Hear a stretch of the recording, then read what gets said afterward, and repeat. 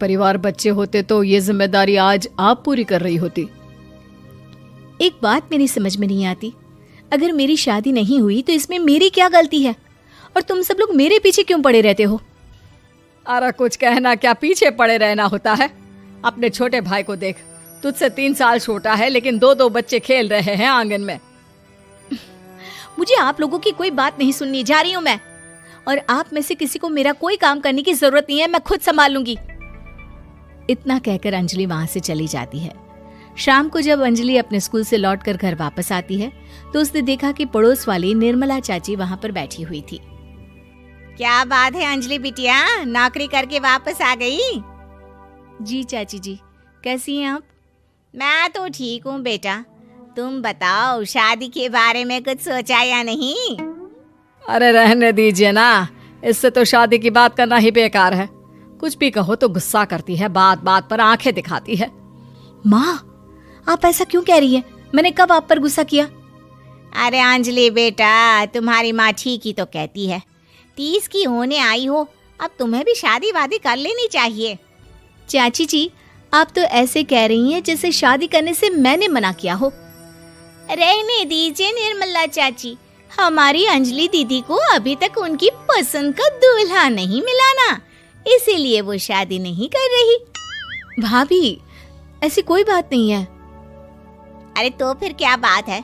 तुम्हारी माँ ने तुम्हारे लिए इतने रिश्ते ढूंढे लेकिन तुम्हें कोई पसंद ही नहीं आता। क्या है ना चाची जी, हमारी ननद रानी नौकरी जो करती है ऐसे ही थोड़ी ना किसी को पसंद कर लेंगी।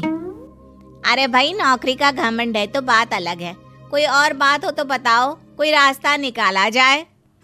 नहीं चाची जी, कोई बात नहीं है, बस मुझे अभी तक अपनी पसंद का कोई मिला नहीं है। सुन लिया आपने, इस लड़की के तो पर निकल आए हैं और इतनी उम्र में अपनी पसंद का कोई मिलेगा भी नहीं इसे। माँ, आप मेरी शादी को लेकर हमेशा मुझे ताने क्यों मारती रहती हैं? अपनी माँ की बातें तो ताने लगती है। ताने हैं? बताओ, मैंने कुछ गलत कहा क्या? देखो, ये सब छोड़ो, मेरी दूर की बुआ का बेटा है, उसकी अभी शादी नहीं हुई है, उम्र होगी कोई 34-35 साल। आप कहें तो बात आगे बढ़ाऊं? अरे हाँ, क्यों नहीं, ये भी कोई पूछने की बात है। अरे जल्दी से लड़के को यहाँ बुला लो।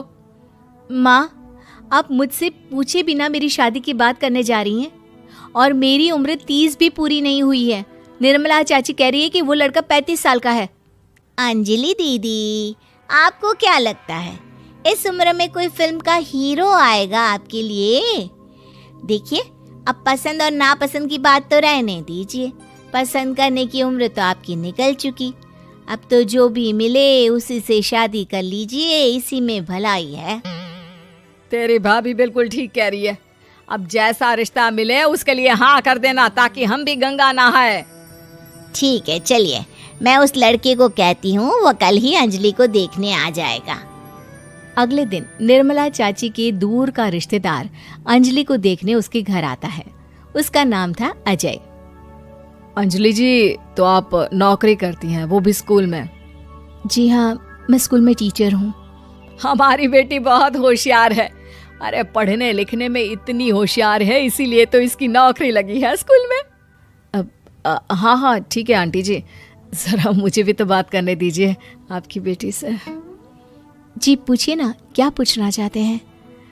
अंजलि मैडम, ये तो बताइए कि आपने अभी तक शादी क्यों नहीं की? बस ऐसे ही, कहीं कोई रिश्ता पसंद नहीं आया इसलिए। लेकिन क्या मैं आपसे पूछ सकती हूँ कि आपने शादी क्यों नहीं की?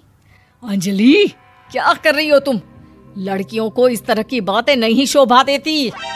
रहने दीजिए आंटी जी, आपकी बेटी काफ़ी पढ़ी लिखी है, मैं उनके सवाल का जवाब दे ही देता हूँ।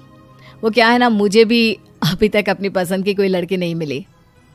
अच्छा, कोई बात नहीं। वैसे आपकी तनख्वाह कितनी है, कितना कमा लेती हैं महीने का? जी यही कोई 25,000 महीने। बस 25,000? इतने से क्या होता है? इतने से तो आजकल घर भी नहीं चलता। आपके कहने का क्या मतलब है? अरे मैं तो ये सोच कर आया था कि नौकरी वाली लड़की है, आराम से 40,000 कमाती होगी। माफ कीजिएगा, आपका और मेरा रिश्ता नहीं हो सकता।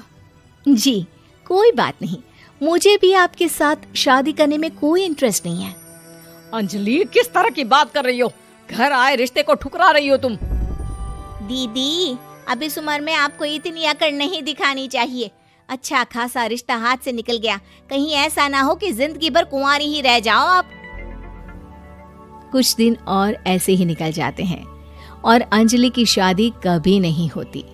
अंजलि के परिवार वाले बिंदास उसे ताने मारते रहते हैं, लेकिन अंजलि एक बड़ी नौकरी की तैयारी करती है और उसमें सिलेक्ट होने के बाद अंजलि को एक बहुत बड़ी नौकरी मिल जाती है।